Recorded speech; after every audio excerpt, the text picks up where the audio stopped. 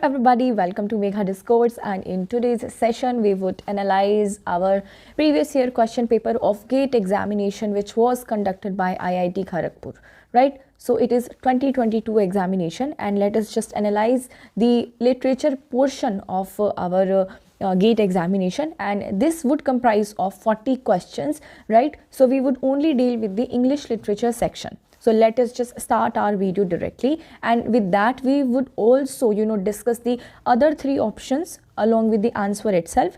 And let me tell you beforehand that we have also covered 2021 GATE previous year question paper which was conducted by IIT Bombay, right? So just go and watch the playlist of GATE PYQ series, right? Because we are taking this in a sequence, right? And after this video we would upload 2023 previous year question paper, right? So let us just start our video. So here is our first question. Now question number 27 to 24 are of 1 marks, and here I have already written this that 27 to 36 questions are the MCQs. First is, he who is unable to live in society or who has no need because he is sufficient of himself must be either a beast or a god. So here, who has given the above statement? Now this statement was given by our Aristotle. If you are a person who is who is unable to live in society, if you are a person who is unable to live in society, or somebody who is very introvert kind of person and you likes to live alone, you do not need people at all, then it means that you are self-sufficient on your own, right? So it can be possible only in two ways: either you are a god or either you are a beast, right? So this was the saying of Aristotle. You should also know that he has written the Poetics, right? The most important work of Aristotle, and in the Poetics he has given the definition of tragedy, and with that he has given how a tragic hero should be, how a character should be, and plot elements and other things as well. So please look at this work, because GATE examination always asks the questions from these kinds of canonical writers, right? Now when it comes to other options like Plato, now Plato in his work Republic has said that the poets, they should be banned from an idle state, because poets write anything, so they should be banned. So Plato. And when it comes to and Plato also said that the poetry is poetry is a lie. He said that poetry is a lie. It is a mother of lies, because poetry does not tell about the truth. And when it comes to Socrates, now Socrates is very famous for his Socratic method, Socratic method. And we should know that Socrates was the teacher of Plato, and Plato was the teacher of Aristotle, and Aristotle was the teacher of Alexander the Great, right? So please remember this fact also. And when it comes to Socrates, Socrates is famous for his Socratic methods. What is a Socratic method? So do you remember that in the childhood, in our college days, in our school days, teacher used to ask a question, right? So you just tell me what is what is a chlorophyll, right? So they would ask a question, and then we would give him or her a wrong answer, right? And then they would tell us the right answer. So by asking the question, he or she is giving us a right answer, right? So that is known as dialogue method, or we can say Socratic method, right? And when it comes to Jean-Jacques Rousseau, we should know that Jean-Jacques Rousseau is very famous because he is a French author, and his idea has actually inspired French Revolution, right? Please remember this fact. His ideas has inspired French Revolution. And he has also written one work which was The Social Contract, right? Please remember this also. He has written this work, The Social Contract, and he always tells that the people should be free, they have a general will, and the government should do only those kinds of work which people are allowing them to do, right? And because we have a general will and we are free, we should not believe in the structures that society is providing us or the politics is providing us, right? Let us move to another question. History is not made only in statecraft. Its lasting results are produced in the ranks of learned men.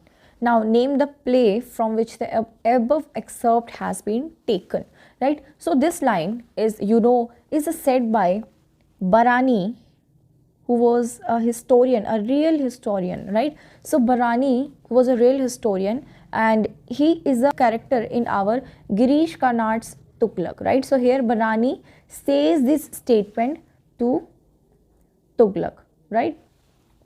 He says him that, sir, history is not made only in statecrafts. What is a statecraft? Statecraft means you cannot control people, the country, just by your politics, just by your statecraft, right? Just by your statecraft, or we can say the policies that you make. You cannot change the world by the policies only, because its lasting results are produced in the ranks of learned men, because these are the learned men, the men who are the poets, the intellectual people of any society. So these intellectual people, the poets, the dramatists, are, you know, the learned men of any society, and only they can give lasting results, right? So this Barani says to Tughlaq, and then Tughlaq says that, do you want me to change my profession now? Do you want me to leave this throne, right? So this is very important work of our Girish Karnad, right? And he has also won Sahitya Academy Award for this. When it comes to other options, let us see.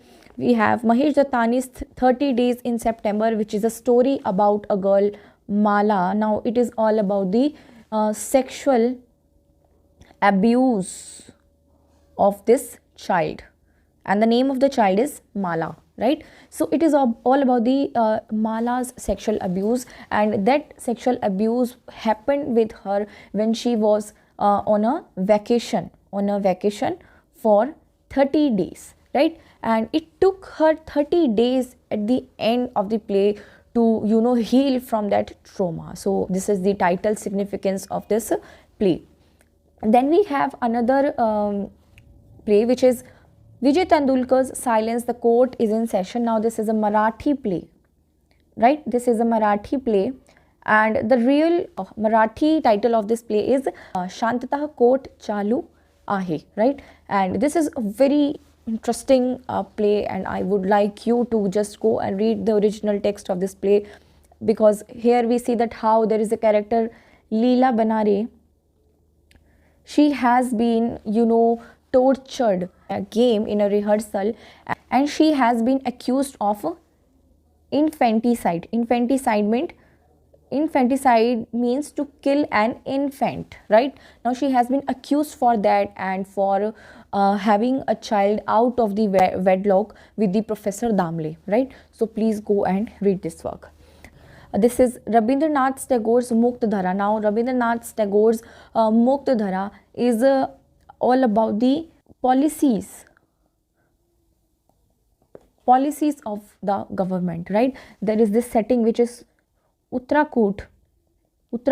This is the setting of this play, and here the people are fighting because, you know, the government is building a dam on this Muktadhara, this river. So the government is building this dam, and the son of this king is, you know, fighting with his father in order to not to build this dam, right? So this is the Muktadhara, that we want a free dhara, free river, Muktadhara, free of this dam, free of any technological advances, right? Now let us just move to our another question. Who amongst the following characterized the term objective correlative, which is often used in formalist criticism? Now what is objective correlative? Now let me tell you that this is our T.S. Eliot, who has given this term in Hamlet and his problems, right? So this term has been given in this essay, which is written by T.S. Eliot. And what is objective correlative? Let me tell you that he said that Hamlet, you know, Hamlet, the play that is written by William Shakespeare, does not have objective correlative. What is objective correlative? Objective correlative means that in the surrounding, our emotions are reflected, you know. Do you see that how in the horror movies, in the horror serials, there is we see that how wind is blowing, how there is a lightning, and there is a darkness all around, and there is a cat who is making some noise, there are the bats. So it is very horrific scenery, right? So we can say that the emotions that are in the character themselves of fear and of horror, so all these characters are reflected in the environment of the person, right, on in this environment. So the object, or we can say the objects, are related to the emotions of this character. So this is known as objective correlative, right? So this is all about this, and you should also know that Hamlet was lacking this objective correlative, but Macbeth did have some good objective correlative, right? So remember this fact. Then we have other options. In this we have Virginia Woolf, who is very famous for stream of consciousness. Stream of consciousness. So she is very famous for this stream of consciousness, which is a kind of chain of thought. Like I am doing my work and I am just thinking about something, so there is this chain of thought that is going on in my mind and I do not know this. I am not very much conscious and aware that what I am thinking about. I am just thinking and doing my work. I am just doing another work, then I am still thinking about something. So that is known as a stream of consciousness, a stream of thought, I can say, right? So Virginia Woolf is very famous for this technique that she uses often in her novels like Mrs. Dalloway and The Lighthouse, right? And we have another essay of Virginia Woolf, Moth, Death of the Moth. Then we have C.S. Lewis. He is also a British author, please remember this. And then we have Matthew Arnold. Matthew Arnold is famous for what? For his touchstone method. What is this touchstone method? Like he compares the passages, that if you want to write a good passage, if you want to write some good work, then you should compare your work with the passages of canonical writers like Aristotle, Homer, Virgil, Shakespeare. So you should compare your writings with those writers, right? So this is known as, and those passages will act like a touchstone, right? So this is the touchstone method of Matthew Arnold. And you should also remember his essays like The Study of Poetry and The Study of Poetry at the Present Time, right? So this is all about this. Which of the following critics prefer Shakespeare's comedies to his tragedies? Now we should know Samuel Johnson, who in his preface to Shakespeare has said this thing, that the comedies of Shakespeare seems to be more natural, right? Because Shakespeare writes comedy naturally, like a genius, like a talented thing. But when it comes to tragedies, it feels like he is using his skills and he is doing his efforts, and that does not come natural to him, right? So this is Samuel Johnson who said this thing, right? When it comes to other options, first we have Alexander Pope, who is famous for his poem The Rape of the Lock. The Rape of the Lock. And then we have his other works like the Essay in Criticism, right? And Dunshad, right? So please remember these works of Alexander Pope, and please, this work is really important, The Rape of the Lock, and can be asked in the GATE examination again, because this is a very important work of English literature, right? Because here we have Belinda as a character whose lock, the hair, has been stolen by Lord Peter, and that is why there is a conflict between these two parties of men and women. And we have supernatural elements, supernatural cells in this poem, right? Then we have John Dryden. Now John Dryden is famous for his work, which is the Essay Dramatic Poesy. Now he is famous for this work, right? And he is also the first poet laureate of England in 1668, right? And John Dryden has written works like Absalom and Achitophel, Macflackno, right? So please remember these works of John Dryden. And then we have Thomas De Quincey, who is very famous for his, we have two works of Thomas De Quincey. The first is the Confession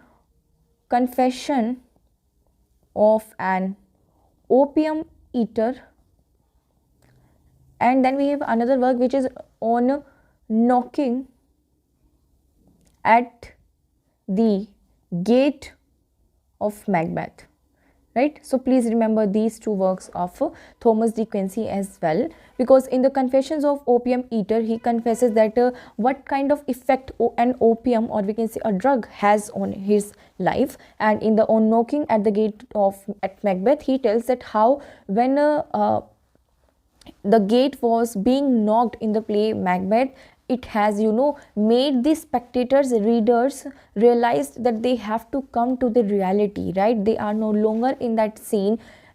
So now let us just move to our another question, please.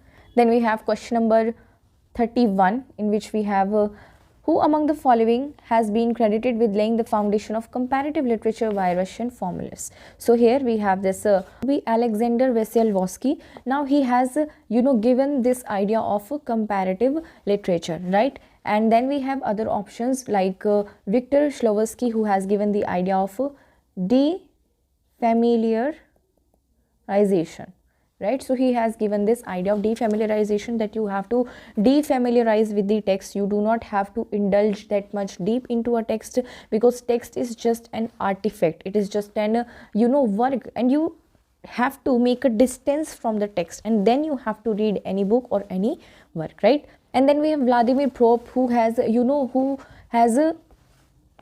at the folklores in Russian tales. Now he has invented almost 31 folklores, which are very common when it comes to or we can say the patterns that are hidden in any work. So that is a very important kind of development in structuralism. However, they are all the formalists, Russian formalists, right? And then we have Roman Jakobson, who has given the communication functions, right? He has given the functions of communications, in which there are 6 kinds of functions that communication plays, like emotive function, we have a phatic function. So remember all these things, right? And he has also given 2 other terms, which is metaphor and metonymy.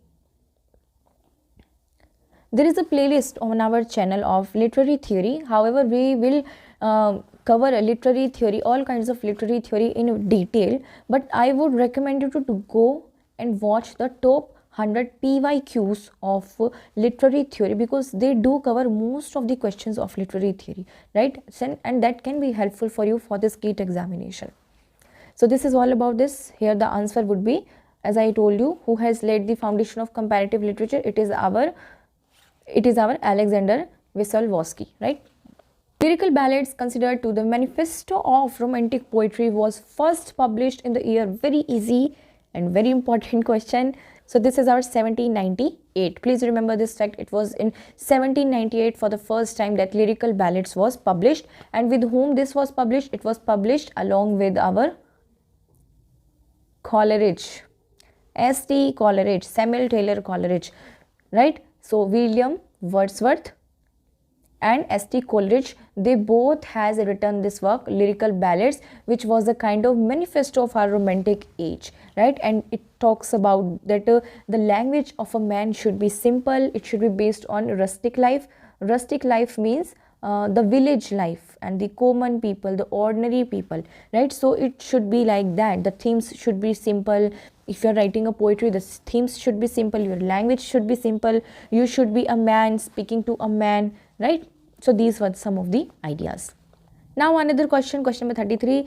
In a universe that is suddenly deprived of all illusions and of all light, there is no light, there are no illusions, man feels a stranger. Yes, because if there is no illusion, he will be alone. He will just think, because there are no illusions, there are no distraction, and he is now a stranger. He is in irremediable exile. He is an irremediable exile. There is no remedy. There is no remedy. He cannot come back from that. It cannot be cured, because that feeling of loneliness cannot be cured. This divorce between men and his life, because now he is living alone and devoid of all the illusions, of all the people, of all the materials, he is now alone, right?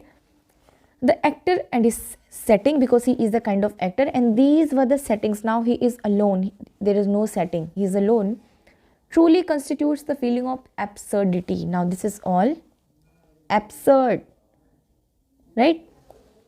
So identify the work from which the following excerpt has been taken, right? So here the answer would be Albert Camus' The Myth of Sisyphus, because in this work Albert Camus is saying this thing, and this work is really important when it comes to absurdism. And the other works like here French Kafka's The Trial, in which we have Joseph K as a character, and he is being punished for a crime which he do not know anything about, and that regime is totally and there is totalitarian regime like 1984, right?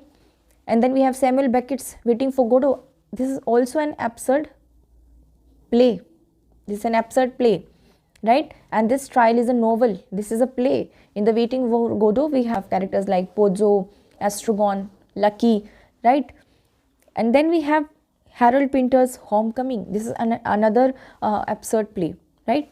So what does gynocriticism recommend as an approach to literature? Like, what does gynocriticism tells us that what kind of approach should we have when it comes to literature? So let us see. So here the answer would be becoming more familiar with the history of women and women's writing, right? Because gynocriticism was given by, this term was given by Ellen Showalter, right?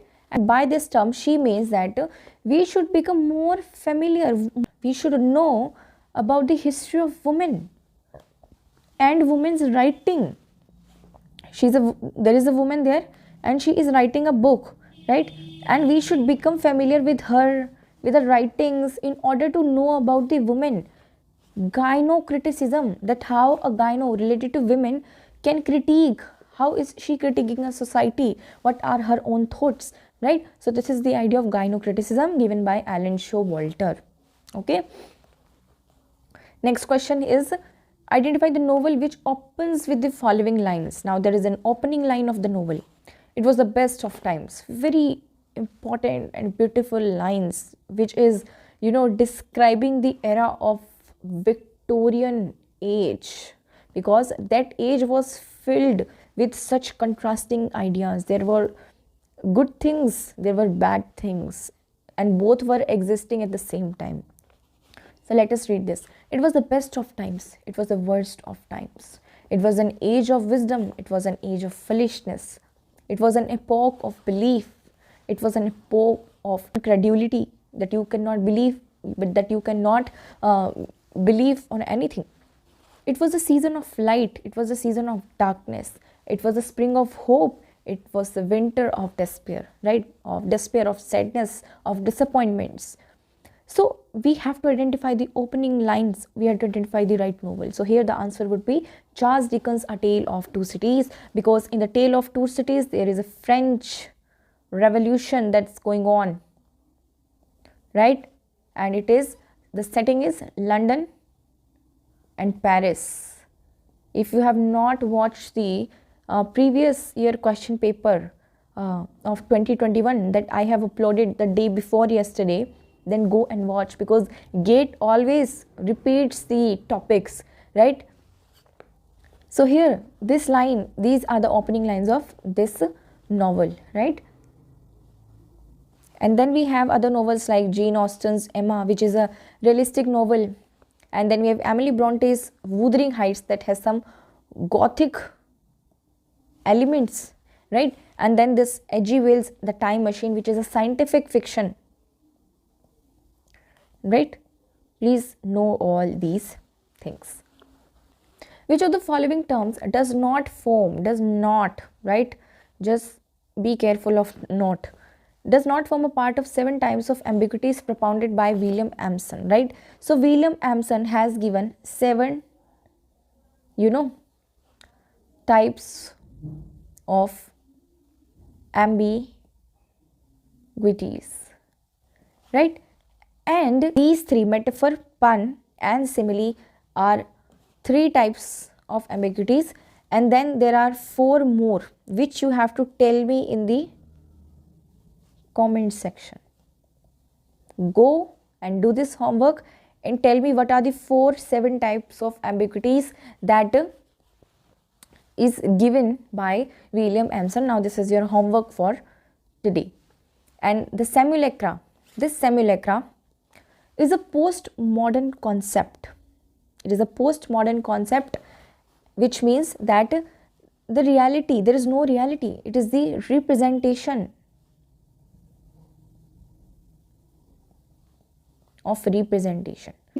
And in this postmodern world, we are uploading so many things which are not real. The internet, the pictures, the videos that we are seeing, they are not real. They are just representation of representation, that is simulacra. Now we are having MSQs, okay, so there would be multiple answers. So now, which of the following poems have been influenced by Hindu philosophy? Now, where is this Hindu philosophy in these poems? So here the answer would be B and C, because in these two poems we have Hindu philosophy. Brahma has been written by Ralph Waldo Emerson, right? And he is an American poet, and who is also related to our romantic, who is also related to the romantic age of America. And he has also written one very important work, which was yes, the American Scholar. Very important work, the American Scholar, that how an American scholar should be, that we have to get independent of Britishers, that we should have our own ideas, we should not rely on somebody, we have to make our own America great, right? So that was American Scholar. It is a kind of lecture that he has given at Phi Beta Kappa Society, na? Phi Beta Kappa Society. Now this is the name of a society, right? So please remember this, Phi Beta Kappa Society, okay?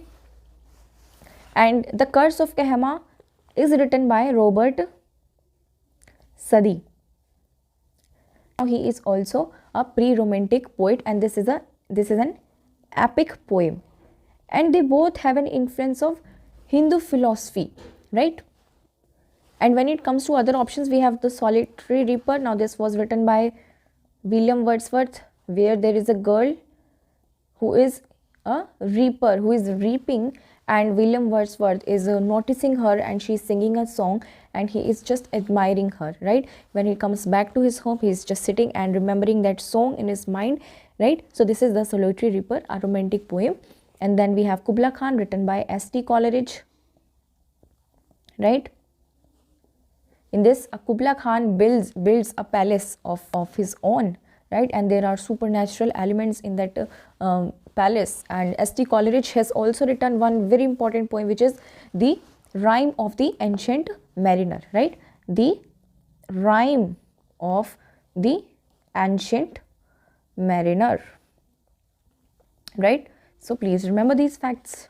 Which of the following human behaviors is or are important to a Freudian psychoanalytic study of William Shakespeare's Hamlet, right? Freudian psychoanalytic study. Now Sigmund Freud is we can say a pioneer or very important figure in psychoanalytic study, and he has talked about Hamlet in his works, that he has given the idea of Oedipus complex, right, for Hamlet, that Hamlet has some illicit relationship with his mother, that is Oedipus complex, that there is a relation between the son and the mother. And then we have Electra complex, which is opposite to this, that there is an romantic relation between the father and daughter, right? Okay, let us just come to the question now, that which of the following human behaviors are important to a Freudian psychoanalytic study? That if there is Freud and he is doing this study of psychoanalysis of Hamlet, that what kind of human behavior he will look at, right? So let us address this question. So here he will look at changes in emotional states and neurotic behavior, right? He will look at the emotions, right, that how the character's emotion, the Hamlet's emotion is changing, and the neurotic behavior, so that is it. And why he would look at art of speaking? It is not rhetoric, it is not a rhetorical study. And why he will look at the merrymaking? So these are the wrong answers. So the right answer would be B and C. Which of the following novel author combination is the correct ones? A Passage to England is Neeraj C. Chaudhary, and The Mayor of Casterbridge is by Thomas Hardy, right? So these two are the correct ones, but these two are not correct. Okay, tell me in the comment section who has written these works. Okay, this is another homework of yours. Which of the following statements is or are correct about phenomenology? So here the right answer would be A, B and C. Let us see this one by one. So what is phenomenology? It is a form of methodological idealism seeking to explore an abstraction called human consciousness. Of course, phenomenology looks at the phenomena. First, it looks at the phenomena. It looks at the reality. That reality is important. Whatever we are seeing, that is the thing of our research, right? So it is a form of methodological idealism. It explores an abstraction called human consciousness. It looks at our consciousness. What are we doing? What are we aware of? The actions that we are doing, the phenomena, the activities that we are doing, right? It is a philosophical method associated with Edmund Husserl. Now, Edmund Husserl has given this idea of phenomenology. Please remember this fact. This can be asked in UGC NET and other GATE examination also. Now, all these questions are very qualitative. They have some quality in them. They are not just about the facts, just about the chronology. And that is why I enjoy solving the question papers of GATE, because they do ask some qualitative content, right? It believes that the act of thinking and the object of thought are internally related, mutually dependent. That the thinking, act of thinking and the object of thought, the thought जो हमारे विचार हैं and उस विचार को जो सोचना है, that thinking, they are dependent on each other, right? They are dependent on each other, right? So they are internally related and mutually dependent, right? So this is the idea of phenomenology, that they both are important, right? So that is it. Question number 41. Chitradeva Karuni's The Mistress of Spices is about an immigrant experience, because here we have a character Tilu. Now she has some magical powers. Now she has some magical, spices like chili, salt, coriander, right? She has some spices with her and they are magical because she is running a shop of her own, and when she gives these spices to the people, it cures their disease, it cures their problem of lives, right? So she is an immigrant in the other country, and it is about the immigrant experience of Tilu. And at the same, which of the following is or are correct about postmodernist critiques? A, B and D, because when it comes to here they are asking correct. Okay, so postmodernist critics, so they foreground fiction and exemplify disappearance of the real. I have already told you about simulacra, that there is no reality, there is a disappearance of the real, right? So they always tend to foreground fiction and tell the aspect of fiction that there is nothing real in the fiction, and they foreground irony. They always use irony in their works. They would never mock the society, mock the things directly. They would always use irony, right, in indirect way to mock somebody. And then they challenge the distinction between the high and low culture, because in the postmodern works you will see that there is nothing high or low. We do not believe in kings, we do not believe in the praja, king, right, in raja. There is democracy, we all are same people, equal, on equal terms. The literary theory of deconstructions argue that texts are always heterogeneous, right, and any system of the production of meaning may be bound by context yet also limitless. Let us just understand these things. Literary theory of deconstruction. How we saw in the last lecture of 2021 PYQ that there is Roland Barthes who says that there is a death of an author, right, and we have to deconstruct the structures. There is nothing, we have to deconstruct everything. And in this deconstruction theory, it argues that texts are always heterogeneous, they are not homogeneous, not homo. There is nothing one in the text. We have so many things that hetero, we have multiple ideas, multiple illusions, right? We have multiple things that are playing with each other in a text, and any system for the production of meaning may be bound by context, yet also limitless. That yes, there is a text and it has some context, but at the same time it is limitless. We have to deconstruct the limits. There is no limit in the text. We have to deconstruct everything, and there are no limits if we are talking about any idea. Then it can be related to many things. It does not have any limit. We have to deconstruct the different kinds of rules and norms that people associate, that we have to go linear, we have to only look at one or two aspects of some work, right? So here A and C would be the answer. Other things like texts are always rigid in meaning, no. And the meaning of the text never relies on the context, no. It does relies on context, but here there are no limits at the same time.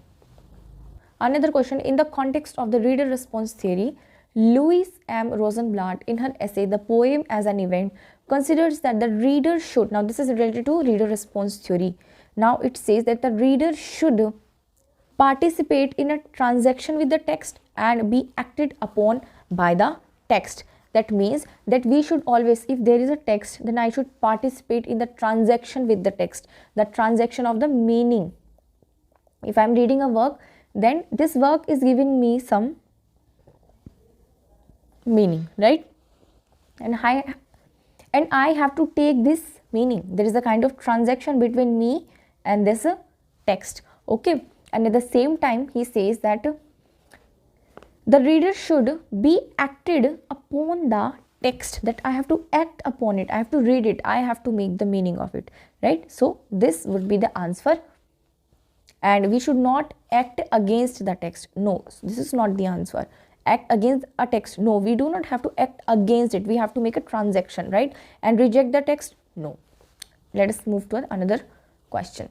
Now we have MCQs again, there would be one answer, right? Roland Barthes in his famous essay The Death of the Author, now this has been asked in 2021 GATE also, seems to be very important. Wait a minute. Roland Barthes in his famous essay The Death of the Author challenges the author's claim as cogito, as origin of all the knowledge. As we have already seen, he says that there have to be that the author has to die, and if the author will die, only a reader will be born, right? Because the meanings has to be produced by the readers, not by the author, and author is not at the center, the reader is at the center, right? So we have to deconstruct this rule that is the supreme here, right? He is not the origin of all the knowledge, he is not that person, which is common among the following novels. So Cormac McCarthy's The Road, which is all about the post-apocalyptic, right? So it is all about the post-apocalyptic world where we have cannibals, right? So this is a dystopian fiction. And George Orwell's 1984, also a dystopian novel, and this Margaret Atwood's The Handmaid's Tale, again a dystopian novel. So the answer would be B. These are the example of dystopian fiction, right? What is dystopia? Dystopia is opposite to utopia. Utopia is a good word, very ideal word, but dystopia is opposite to this. This is a bad word. There we do not have something ideal. There is a pressure, there is a force acting all around. There are people who are subjugating you, and there is totalitarian regime, right? So that is all. Match the following authors with their pseudonyms. So here the answer would be D. So first, George Eliot. The pseudonym of George Eliot is Mary Ann Evans.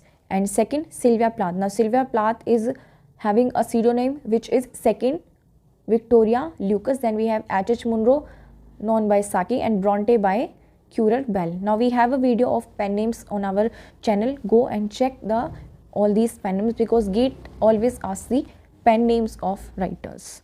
This literary mode parallels the floating of authority and inversion of social hierarchies. Now there is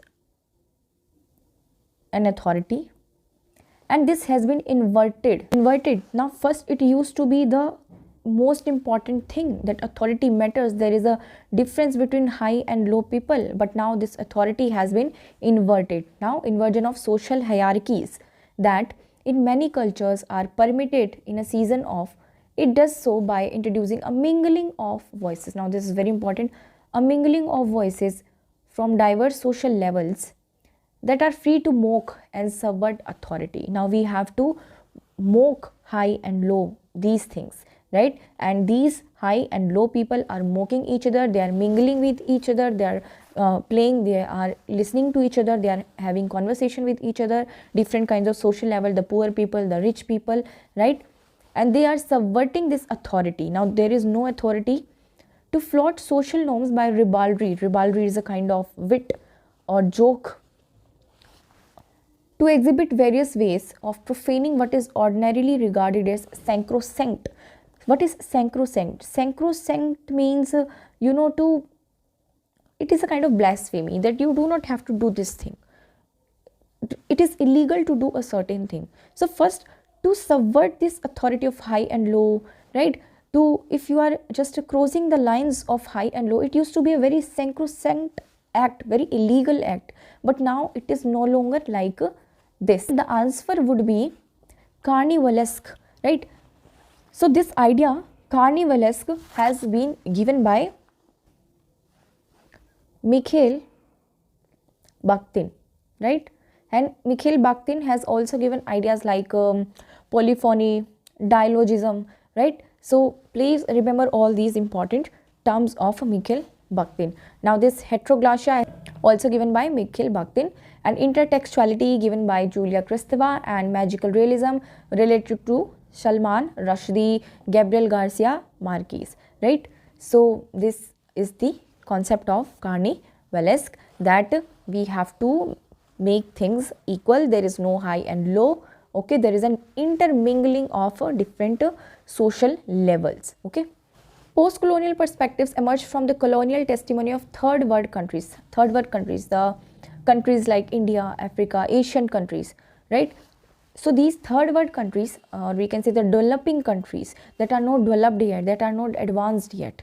So post-colonial perspective emerges from the colonial testimony of third world countries and the discourses of minorities within the geopolitical divisions of East and West, because here first world countries are the Western people and Eastern countries are the third world country, North, South. So they intervene in those ideological discourses of modernity that attempt to give a hegemonic normality to the uneven development and the differential, often disadvantaged histories of nation, races, communities and people.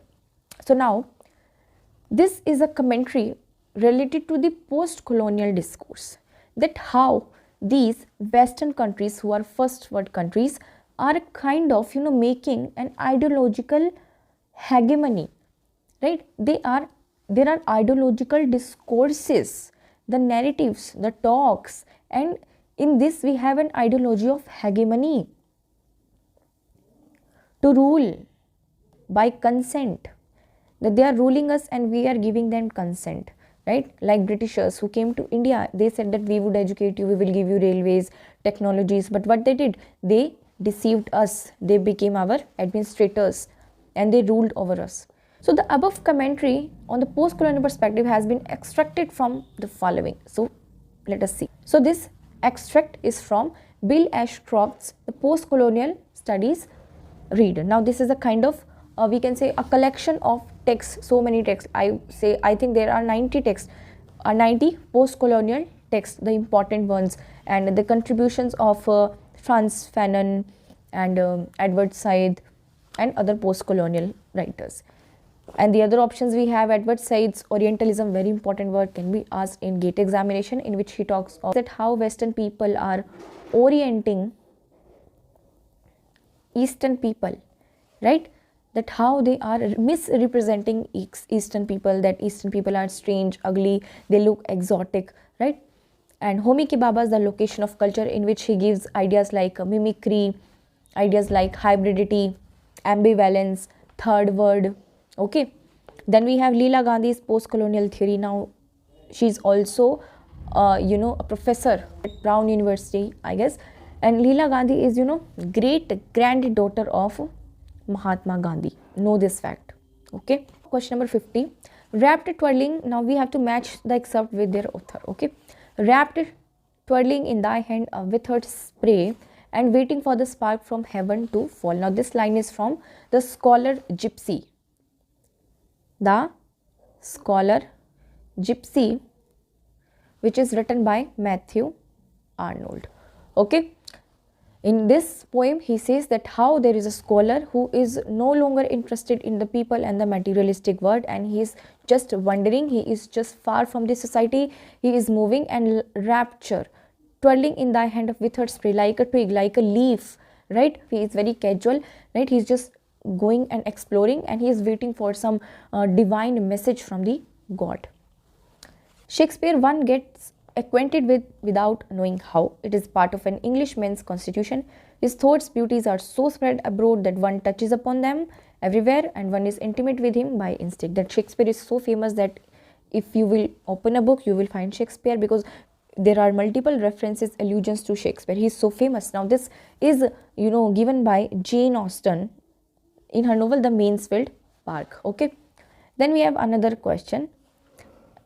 It is as natural to die as to be born, and to a little infant, perhaps the one is as painful as the other. In this is by Francis Bacon. Here, Francis Bacon, his essay of death. He says that dying is easy because we are born, then we have to die. This is normal. It is natural to die as to be born. And for a little child does not care about death because he does not know anything. Right? Because he has not yet involved in the worldly things. So for him, even death and being born is as painful as the other. For him, both these things are equal. If this is painful, this is also painful. If this is not, this is also not. For a child, all these things are equal.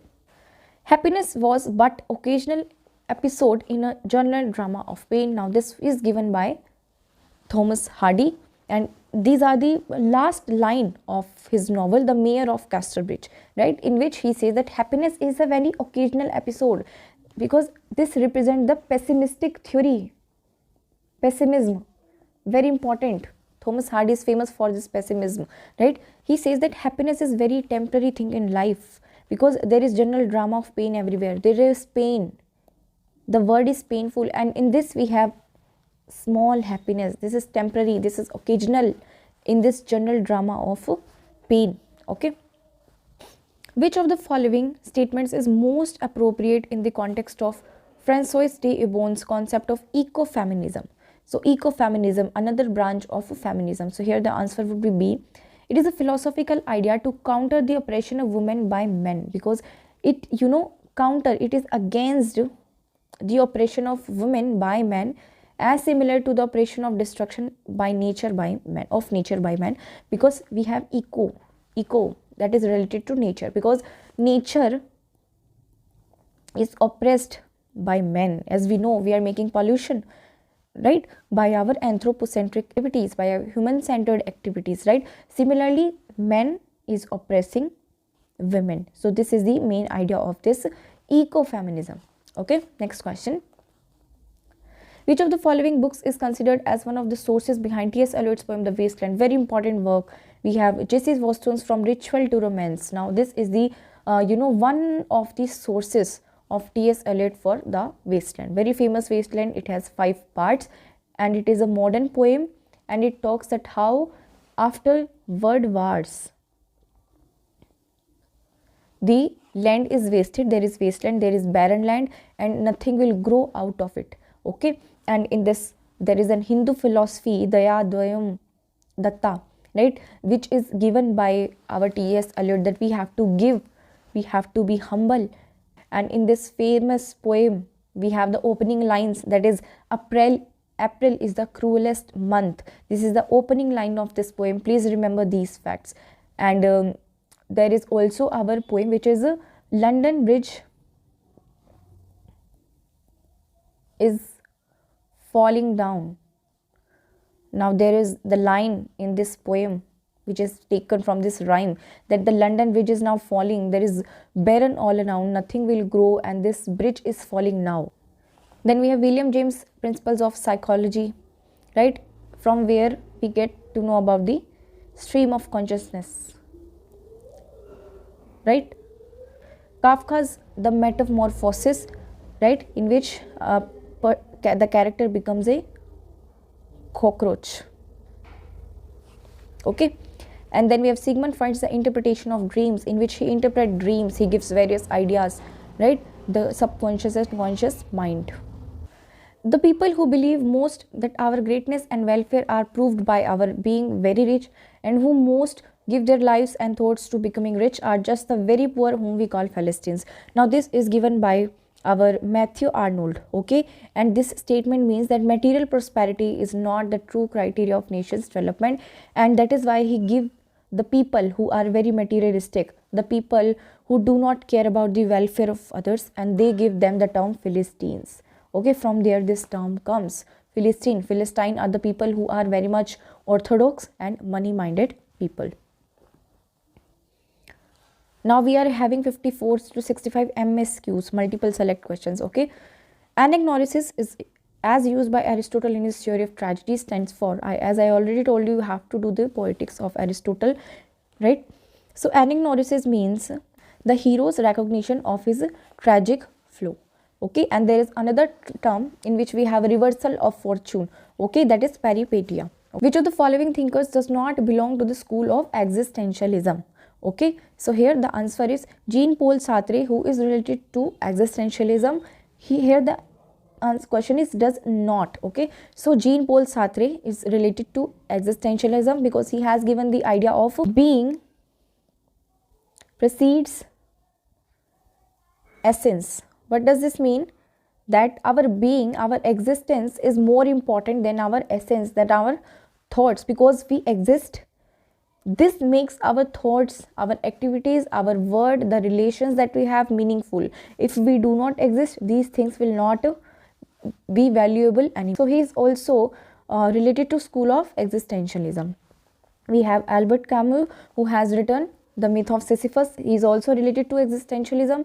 Roland Barthes, now he is not related to our Roland Barthes, who is not related to our existentialism. So C would be the answer. Okay, he is related to the deconstruction theory and some part of the structuralism, right.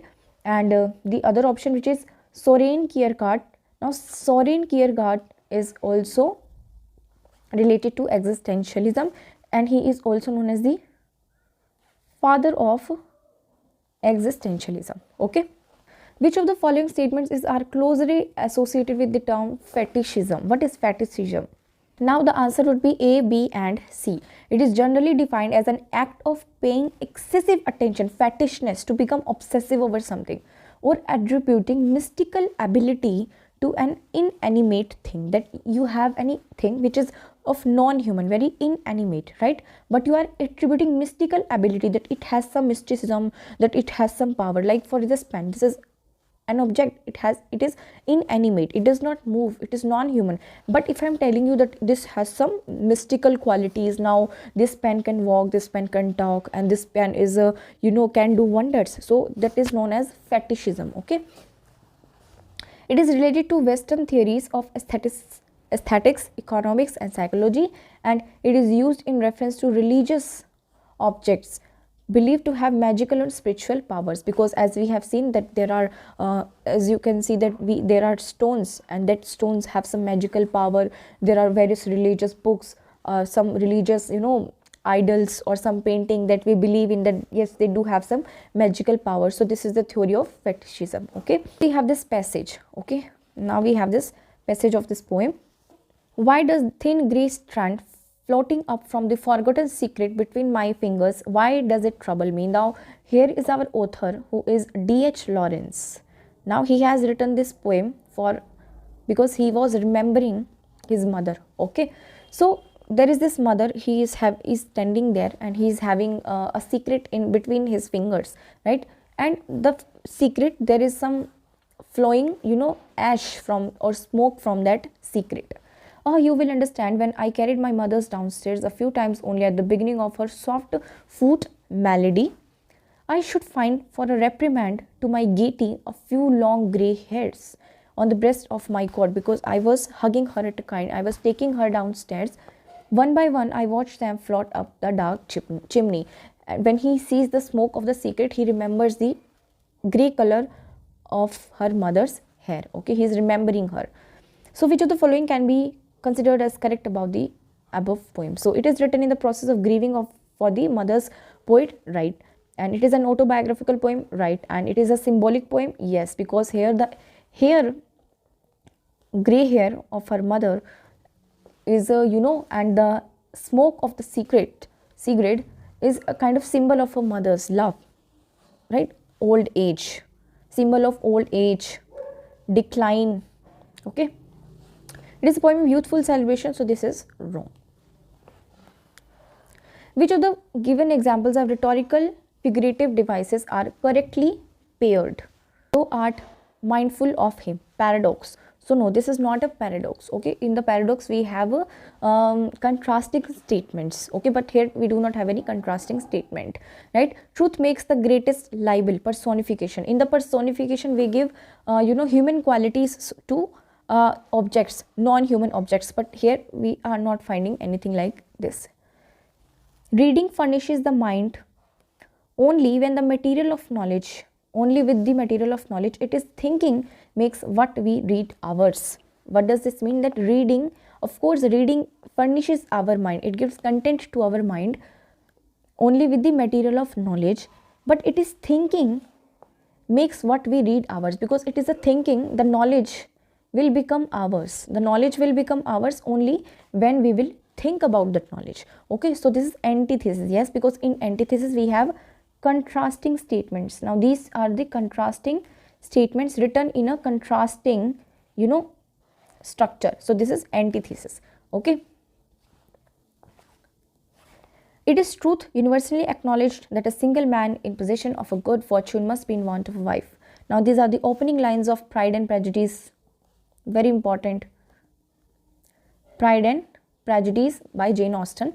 And yes, there is an irony here, that it is the truth universally acknowledged that a single man who has some money, who is rich, he would want a wife, right? Because she wants her 5 daughters to marry rich man. Okay, so yes, this is irony. So here the answer would be C and D, because they are the correctly paired. As per the distinctions made by Toril Moy regarding the terms feminist, female and feminine, which of the following is correct? So the first is a matter of economic manumission. Manumission, what is manumission? Manumission is a kind of emancipation, to free, liberation, okay, to free somebody, right? So first term, which is feminist. So we should know that feminist is a political stance. Okay, it is a political viewpoint. But female is a biological term. Okay, and this feminine is socially constructed, because people make us feel that we have to be feminine. Okay, so the first is a matter of economic manumission. So it is no, it is not economic but a political standing of our own, that yes, I am feminist, I will work for the female, right? I will make policies for the female. That is a feminist stand. I will fight politically for the female rights. Okay, and the second is a matter of psychology. So no, it is not a matter of psychology, it's a matter of biologically I am a female, right? It is related to our gender, right? Then we have the first is a political position, so right, this is right. And the third is a set of culturally defined, the third is a set of culturally defined characteristics, that yes, people decide that whether this boy is masculine, whether she is feminine, because we have seen there are female who are not feminine, who are masculine. So this is socially and culturally constructed. So yes, this third term is also right. Okay, which of the following authors have won Booker Prize twice? Now here the answer would be J.G. Farrell and Peter Carey. Okay, because they have won Booker Prize twice. Okay, and Nadine Gordimer, the most important work related to July's People. Okay, and then we have William Golding, who has written The Lord of, okay, remember these work, the postmodernist work hai ye wala, and this is then African writer. Okay, now let us move. Nothing feels abnormal, nothing feels normal to Ashima. It's not so much the pain which she will survive, it's consequence. Motherhood in a foreign land, unmonitored by those she loves. She's terrified to raise a child in the country where she knows no little, so little, where life seems so tentative and spare. Okay. In the above passage of the name Singh, which the writer tries to say that Ashima, now this was written by Jhumpa Lahiri, and this is a work. Here the Ashima who is living at a foreign land and a foreign country, right? It's not so much pain that she will survive, because the consequences like motherhood in a foreign land, unmonitored by those she loves, because there would be no people of her own. She will be devoid of that love of her own people in the foreign country. She's terrified to raise a child in a country where she knows so little, because she do not know people that much. All are strange for her, where life seems to be so tentative and spare, so useless and empty. So what the writer is trying to say is that Ashima feels isolated in the new world. Yes. Should have been surrounded by her own people. Yes, because that writer is concerned for Ashima that yes, she should have her own people if she has to become a mother, right? Because she will need them, their love. And she's facing a cultural shock. Yes, because the culture of the foreign land is not hers, and it is a kind of culture shock for her. And is able to adapt herself to alien culture? No, she's not able to adapt. So the answer would be A, B and C. Jean Baudrillard, a postmodern thinker, has suggested that a sign refers to other signs. Okay, we know that sign refers to other signs, a representation of a representation, that is simulacra.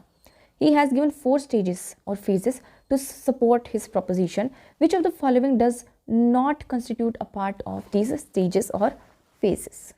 Sign disguises the fact that there is no corresponding reality underneath, because he gives 4 phases. Okay, first we have there is no corresponding reality underneath, that there is no reality. Yes, this is fine. The sign is always peripheral. Now this is because sign is not peripheral. Sign is not at the boundary. Sign is there, right? It is not at the peripheral.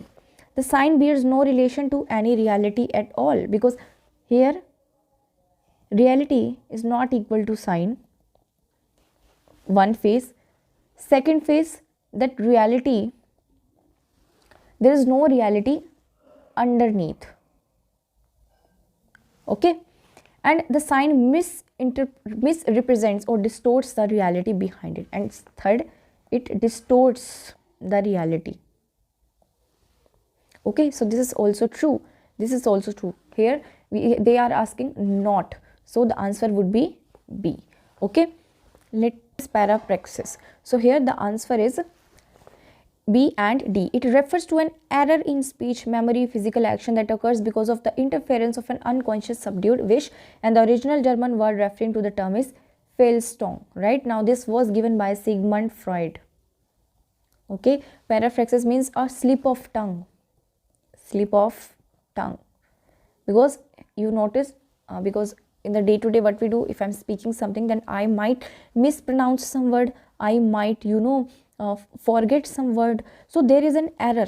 Okay, and that is because of my subconscious wish or subconscious mind, unconscious wish or unconscious mind, right? That is this repression of the thoughts or wish, so that is known as parapraxis. The epilogue of William Congre's The Way of the Word given below signals some warning. What or is or are they? Because it is multiple select question. Other there are whose malice we have prevent, such who watch plays with scrupulous intent to mark out who by characters are meant. These with false glosses feed their own ill nature and turn to libel what was meant a satire. Now what writer wants to say here is B and C, which is critics should not look for portrait of real people in the play's characters and remember that the play is a social satire, right? And critics should avoid writing malicious reviews lest they are accused of libel. Okay, now last question. Read the following lines and mark your answer correct observation. Take my shirt off and go in there to do the puja? No thanks, not me. But you go right ahead if that's what you want to do. Give me the matchbox before you go, will you? I will be out in the courtyard where no one will mind it if I smoke. So this is a poem by Arun Kolatkar. Makarand, okay, Makarand. And here we see that how there is one person who wants to smoke, but there is another person who wants to do the puja. So that person tells the worshipper that you just go and carry on your puja and give me my matchbooks and I will do the smoking outside. Okay. Now let us see the questions. Poem is written in the form of ode.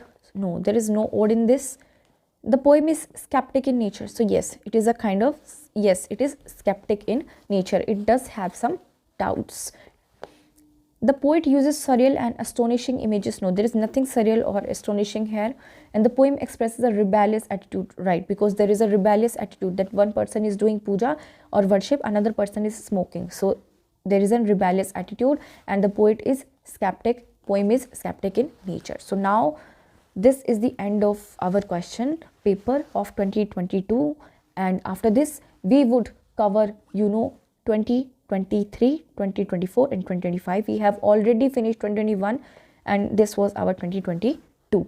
Please subscribe our channel, right, and share as much as you can because GATE examination is coming and we are also, uploading lectures for UGC NET June 2026 free of cost on YouTube, right? So please subscribe our channel for such informative videos because we are giving quality content to our people. Thank you.